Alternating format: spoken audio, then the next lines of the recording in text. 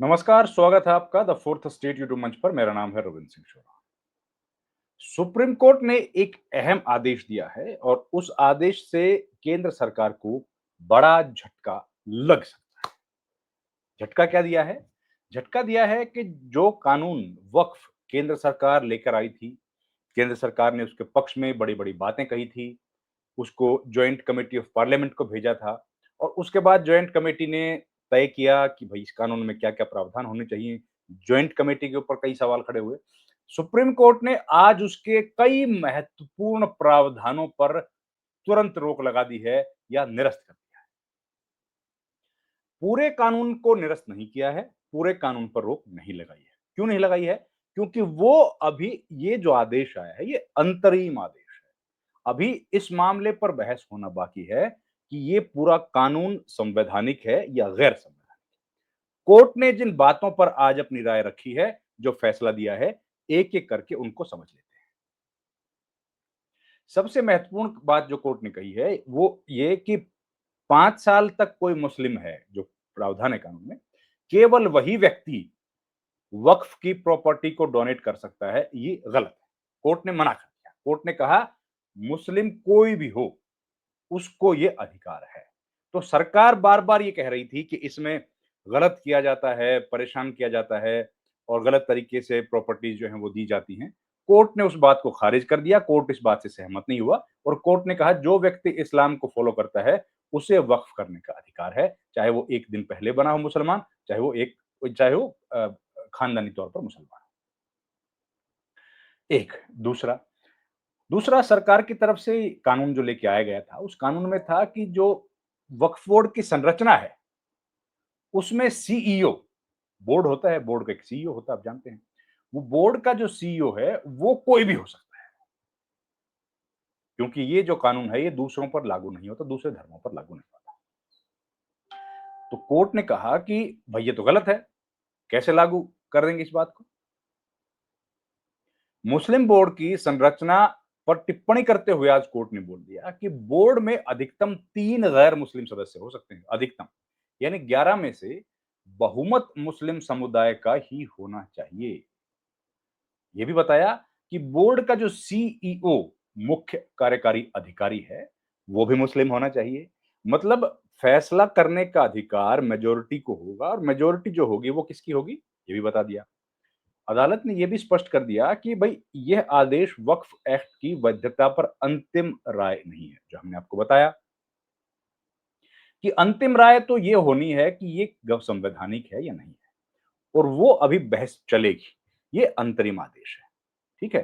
तीसरी बात जो कोर्ट ने कही वो मैंने जैसे आपको बताया कि जो कार्यपालिका है, मतलब ये था कि भई जो डीएम होंगे या कलेक्टर जो इस इलाके के होंगे जिसको बोला जाता है, वो ये फैसला कर देंगे कि ये कानून सही है या गलत, ये ज़मीन किसकी है इसका फैसला कर देंगे। तो इस पर बड़ा सवाल उठा कि भई ये ज़मीन अगर सरकार की है या सरकार की नहीं है, इसका फैसला तो ट्राइब्यूनल को करना चाहिए। अगर इसका फैसला वही व्यक्ति करेगा जो कि खुद एक पार्टी है, तो फिर न्याय की उम्मीद कैसे?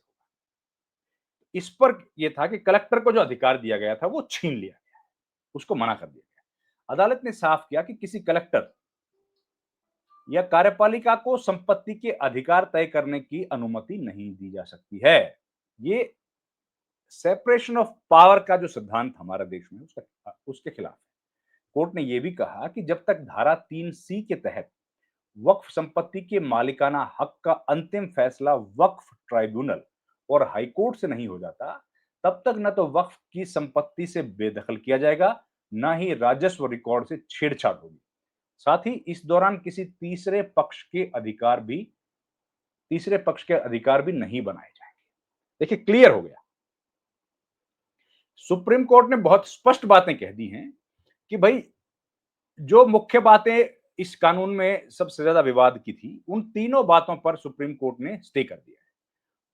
सुप्रीम कोर्ट ने जो वैधता को चुनौती देने वाली याचिकाओं पर फैसला सुनाते हुए ये बातें कही हैं कि भाई उन प्रावधानों पर रोक लगाई गई है जिसमें वक्फ बोर्ड का सदस्य बनाने के लिए कम से कम 5 साल तक इस्लाम का पालन करने की शर्त रखी गई थी। कोर्ट ने मना कर दिया है, भाई कोई भी बनाए। कोर्ट ने यह भी कह दिया कि उचित नियम के तहत यह प्रावधान लागू नहीं होगा। अब देखिए, हालाँकि सरकार ने ये बात कह दी थी कि भई जब तक इस कानून का फैसला नहीं होगा, हम लोग नियुक्तियाँ नहीं करेंगे। लेकिन अब कोर्ट ने उसको कोर्ट ने फैसला दे दिया है। अब आते हैं इसकी पॉलिटिक्स पर। सरकार इस बात को लेकर राजनीति कर देखिए ये सरकार जो है जब से आई है पिछले 10-11 साल से लगातार इसके ऊपर इस तरह के आरोप लगते रहे हैं कि ये सरकार ध्रुवीकरण की राजनीति कर रही है और उसी ध्रुवीकरण की राजनीति के लिहाज से ये बिल लेके आया गया था। ये बिल लेके आया गया तो बहुत विवाद हुआ। संसद के भीतर बहुत विवाद हुआ। विवाद हुआ तो इस बिल को भेज दिया गया था जॉइंट कमिटी ऑफ पार्लियामेंट के पास, जिसको बताया गया था जॉइंट पार्लियामेंट्री कमेटी। अब जॉइंट कमिटी ऑफ पार्लियामेंट जो है, उसको जब इस बिल को भेजा गया तो उसमें सत्ता पक्ष और विपक्ष दोनों पक्ष के लोग होते हैं। तो जो पक्षकार थे, विपक्ष के लोग जो थे, जो जिनकी संख्या ज़ाहिर है कम होती है, उनके जो संशोधन दिए गए थे, जगदम्बिका पाल इस कमेटी के अध्यक्ष थे, राज्यसभा लोकसभा सदस्य हैं, उन्होंने उन सभी बातों को नहीं माना।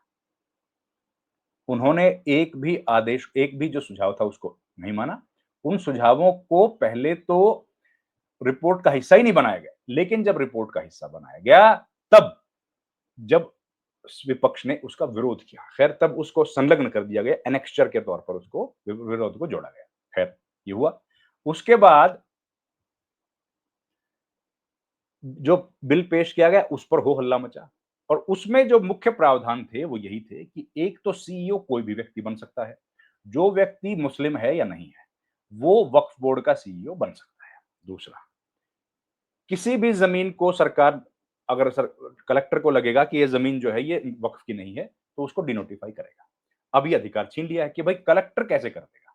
कलेक्टर को या डीसी को, डीएम को क्या अधिकार है करने का, क्योंकि डीएम तो खुद सरकार का नुमाइंदा है और जो व्यक्ति सरकार का नुमाइंदा है वो भला सरकार की मर्जी से बाहर कैसे चला जाएगा। वो तो सरकार की मातहत जो काम करता है वो तो सरकार के तहत ही काम करेगा। उसकी तो हिम्मत नहीं है कि सरकार के खिलाफ फैसला दे दे। सरकार के खिला ये जो बात थी, इसको भी कोर्ट ने सही माना। जस्टिस बीआर गवई जो इस पूरे मामले की अध्यक्षता कर रहे थे और जस्टिस मसी, उनकी बेंच ने इस मामले को सुना और ये कहा कि भाई ये गलत है और डीसी या डिप्टी कलेक्टर या डीएम जहां पर जो बोला जाता है, उसको इस बात का अधिकार नहीं दिया जा सकता है कि वो ये तय करें कि किसकी जमीन है और किसकी जमीन ये नहीं है। ये मामला अभी भी ट्राइब्यूनल को ही भेजा जाना चाहिए। अब ट्राइब्यूनल को भेजा जाना चाहिए तो पहले से ही हो रहा था, वही अब होगा। अभी भी ये मामले को ट्राइब्यूनल को भेजा जाएगा। अगर ट्राइब्यूनल से कोई सवाल हुआ, नहीं हुआ ठीक तो कोर्ट खुला है। हाई कोर्ट, सुप्रीम कोर्ट आप जा सकते हैं। ये रास्ते पहले भी खुले थे, अब भी खुले हैं। और एक डीसी का अधिकार, डीसी को अधिकार नहीं दिया गया है। दूसरा, जो बोर्ड है उसमें मुस्लिम्स की संख्या होगी मेजोरिटी में, सीईओ होंगे मुस्लिम बोर्ड में या काउंसिल में और 3 गैर मुस्लिम सदस्य उसमें हो सकते हैं। ये कोर्ट ने कह दिया कि 3 से ज्यादा नहीं, सीमित कर दिए हैं। ठीक है, 3 से ज्यादा नहीं। और इसमें जो तीसरा क्लॉज था, 2 क्लॉज मैंने बताया, डीसी का एक, दूसरा मुस्लिम संख्या बोर्ड में कितनी होगी और तीसरा प्रैक्टिस। अब कानून जो बनाया था वो ये कह रहा था कि जो व्यक्ति 5 साल से इस्लाम धर्म को फॉलो कर रहा है, प्रीच कर रहा है, प्रैक्टिस कर रहा है, प्रैक्टिस कर रहा है, प्रीच नहीं, वो आदमी ही केवल वक्फ कर सकता है। आदमी से मतलब वो व्यक्ति, इंसान। अब कोर्ट ने कह दिया कि भैया ये तो आस्था का विषय है। कोर्ट ने इसको भी खारिज कर दिया है।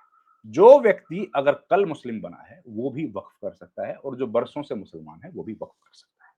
तो ये 3 जो प्रावधान थे, तीनों को कोर्ट ने खत्म कर दिया, खारिज कर दिया, निरस्त कर दिया। अब सवाल ये है कि ये कानून लागू होगा कि नहीं होगा। कोर्ट ने कानून को असंवैधानिक नहीं बताया है। बाकी के जो प्रावधान हैं, वो लागू हो सकते हैं। लेकिन अब ये सवाल उठ रहा है कि जब कोर्ट ने इसके मुख्य जो बिंदु थे, उनको ही निरस्त कर दिया है, तो अब सरकार किस तरीके से इस कानून को लागू करेगी? अब इसमें ऐसा कोई प्रावधान नहीं बचा है जिसको सरकार लेके आना चाहती हो, क्योंकि पहले से कई सारे प्रावधान मौजूद हैं, वही इस कानून में दोहराए गए।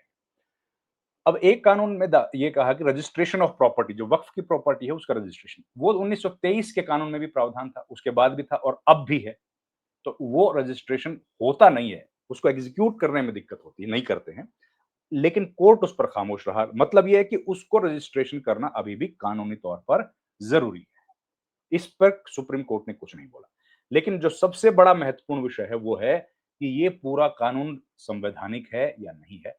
इस पर सुप्रीम कोर्ट अभी सुनवाई करेगा और आने वाले वक्त में जब वो जजमेंट डिलीवर करेगा, तब इस अंतरिम आदेश से ज्यादा महत्वपूर्ण वो होगा कि वो फैसला सुप्रीम कोर्ट करेगा कि ये संवैधानिक है या नहीं है। अभी जो फैसला आया है वो मैंने आपको बताया। इस वीडियो में इतना ही। आपसे गुजारिश है हमारे चैनल को लाइक, शेयर और सब्सक्राइब जरूर कीजिए। आपका बहुत-बहुत धन्यवाद।